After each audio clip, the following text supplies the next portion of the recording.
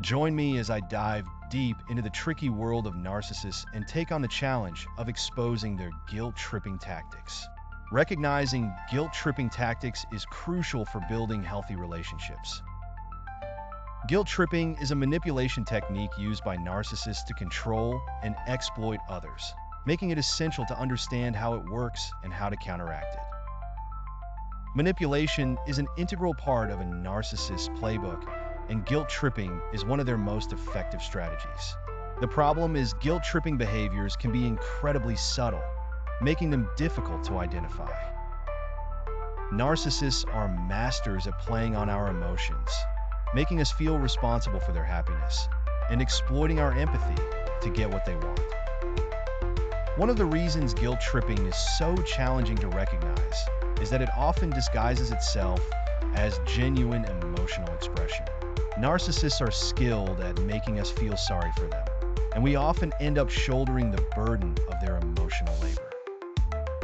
As a result, we become trapped in a cycle of emotional manipulation, where we're constantly walking on eggshells to avoid their wrath or disappointment.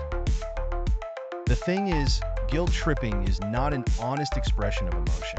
It's a tactic designed to control and dominate.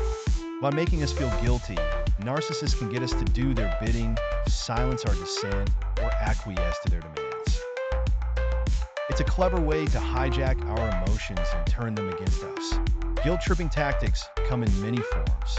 One common strategy is playing the victim.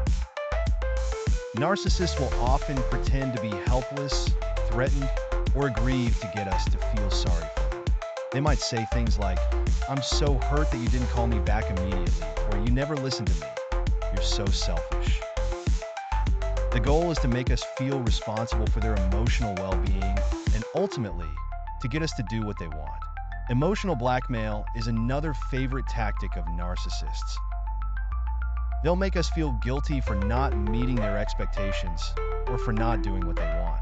They might say things like, "If you really cared about me, you'd do this," or "I'm only asking you to do this one little thing, but I guess you're too selfish." The idea is to make us feel like we owe them something, and that if we don't comply, we're somehow flawed or deficient. Shifting blame is yet another classic guilt-tripping tactic. When confronted about their own wrongdoing, narcissists will often deflect responsibility by making us feel guilty for something unrelated. They might say things like, "You're so sensitive. You're just looking for an excuse to be upset," or "I wouldn't have done that if you hadn't done this first."